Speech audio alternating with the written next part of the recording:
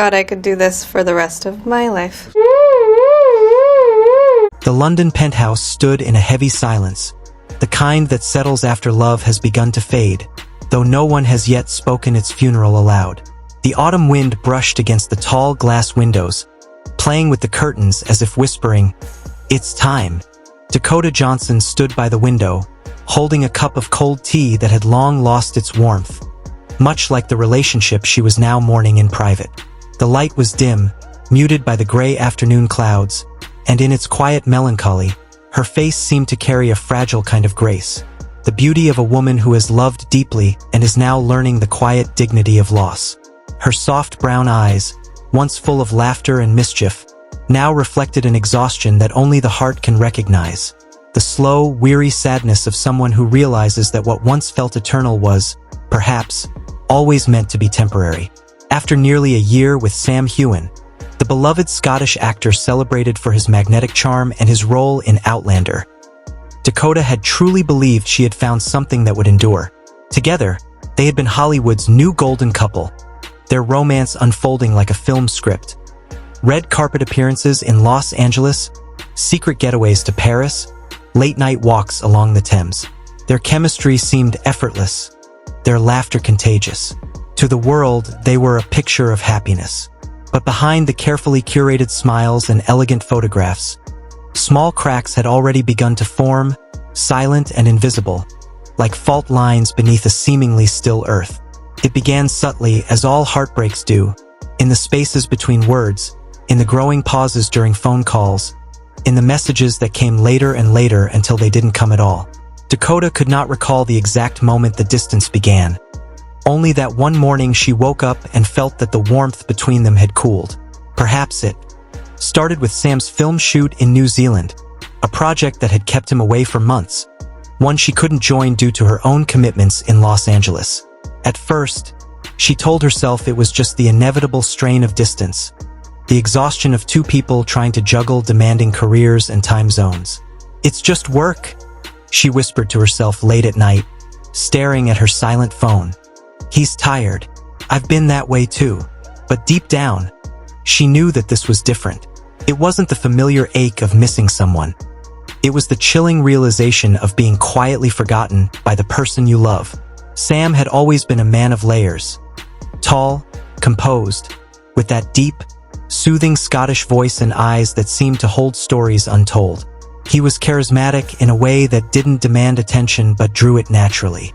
Dakota had fallen for that mystery, that stillness behind his charm. He made her laugh when she was anxious, listened when she doubted herself, and made her believe that love could be steady, that fame didn't always have to distort intimacy. Yet, she also knew that part of him remained beyond reach. There was always something unspoken, a part of his soul that stayed locked away, a quiet solitude that even she, for all her tenderness, could never quite enter. When the tabloids began to whisper, she didn't need confirmation. She had already felt the truth. The first rumors surfaced when Sam appeared alone at a Toronto premiere, looking every bit the star but strangely distant. When asked about Dakota, he had smiled politely and changed the subject. The journalists noticed. The headlines followed. Variety ran with the story. Sam Heughan avoids Dakota Johnson. Is the golden romance over? The online chatter intensified. Fans speculated. Friends texted her links, and social media dissected their every gesture. Yet Dakota remained silent. She didn't issue a statement, didn't call Sam, didn't even confront him. Silence, she thought, would say more. When he finally returned to London a month later, she picked him up from his apartment. The same one that had once been filled with shared laughter, early morning coffee, and quiet confessions whispered under soft light. The moment he walked in, she saw it. That invisible distance, the emotional gap that no words could bridge. He hugged her, but it was a hollow gesture, an echo of what had once been real. She asked softly, "Are you all right?" He simply said, "I'm tired." There was no accusation in her voice, no anger, just the faint tremor of someone bracing for the truth. That night they spoke like old friends rather than lovers, carefully polite, as if they both feared breaking the fragile glass between them. The jokes that once came effortlessly were gone. Even silence felt heavy now, not comfortable as before but suffocating. And then came the moment she had known was coming. "Do you still want to continue this relationship?" she asked, her voice steady but trembling beneath. He didn't answer immediately, only stared at the floor before finally saying, "I'm not sure." Those 3 words shattered something deep inside her, not because they were cruel, but because they were honest. There is a particular kind of heartbreak in realizing that love does not always die in anger or betrayal. Sometimes it simply fades, like the last glow of sunset, gentle but irreversible. Dakota nodded, too tired to cry. She rose, cleared the table and said softly, "Then stop trying to be sure." It wasn't bitterness. It was acceptance. She left him in the apartment and walked out into the cold London night, the air crisp with the scent of rain and fallen leaves. She didn't look back. Some goodbyes don't need grand gestures. Sometimes the silence is enough. 3 weeks later, Dakota quietly left London for Los Angeles. No public announcement, no heartbreak statement, no staged photographs to suggest resilience. She simply vanished from the noise, telling her agent she needed time. Time not for recovery, but for stillness. She turned down new film projects, avoided events, and let the world forget her for a while. In Malibu, she found refuge in solitude. Long walks by the sea, afternoons spent reading in quiet cafes, evenings of listening to the ocean's steady rhythm as if it could teach her how to breathe again. She learned not to reach for her phone, not to wait for a message that wouldn't come. Sam's silence continued, no calls, no texts, nothing. But what hurt the most wasn't the absence of words. It was the absence of care. There's a strange beauty in heartbreak when you allow it to teach you rather than destroy you. Dakota began to see the end of their relationship not as failure but as truth revealed. Sometimes, love isn't meant to last. It's meant to awaken something. Sam had entered her life at a time when she had forgotten how to believe in vulnerability. With him, she rediscovered tenderness, the joy of being seen, the courage to let someone in.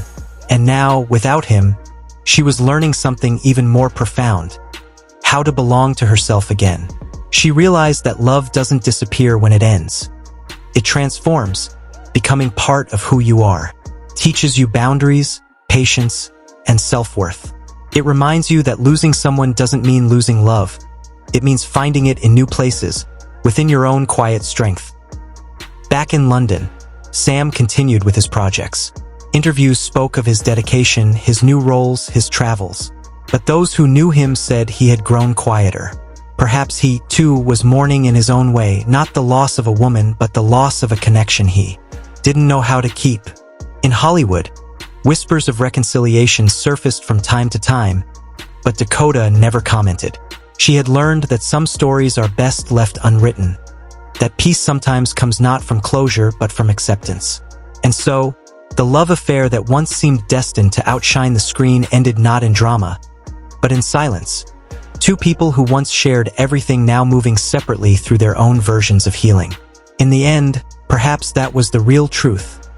Love doesn't always have to last forever to be real. Sometimes, its greatest beauty lies in how it changes you, how it leaves you gentler, wiser, and more alive to the fleeting, fragile grace of human connection. As the London wind continued to whisper against the glass, somewhere in Malibu, Dakota Johnson looked out at the sea, and for the first time in months, she smiled. Not because she had forgotten him, but because she finally... A lot of attention. Yeah, that's really great. More than just having it be my birthday. Yeah. So what, was it just a party at the house because I couldn't make it? But what was... The Scottish wind was cold that autumn, carrying with it the quiet ache of memory as Sam Heughan stood on the edge of the highlands, the world around him painted in shades of gray and green, as if nature itself reflected the turmoil within him. The days on set were long 12-hour shoots, retakes under harsh lights, endless dialogue he could recite in his sleep. Yet none of it managed to drown out the silence left behind by Dakota. It was strange, he thought, how someone's absence could echo louder than their presence ever did. Every night, when the cameras stopped rolling and the crew went home, he found himself staring at the ceiling of his rented flat, his phone in hand, his thumb hovering over her name, hesitating between longing and pride.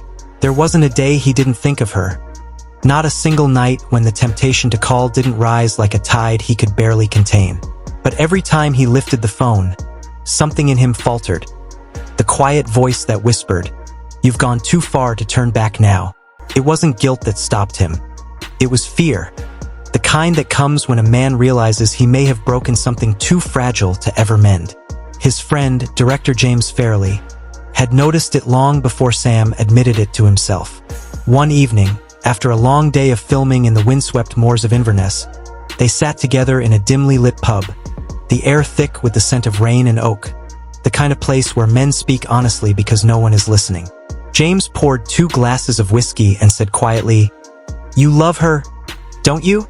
Sam stared out of the window, watching droplets race down the glass, and for a long moment he didn't respond. Then, in a low voice, he said, "I loved her so much that I thought I didn't deserve her." James frowned, his brows creasing in confusion, but Sam continued, his words heavier than the rain outside. "I lied to myself. I told her I wasn't sure about the relationship, but the truth is, I wasn't sure I had the courage to love her properly." He looked down at his glass, the amber liquid catching the faint light. "I was afraid that one day she'd wake up and see through me, see that I wasn't the man she thought I was, that I was just a shadow of Jamie Fraser, a character people love more than the man behind him. And she was light,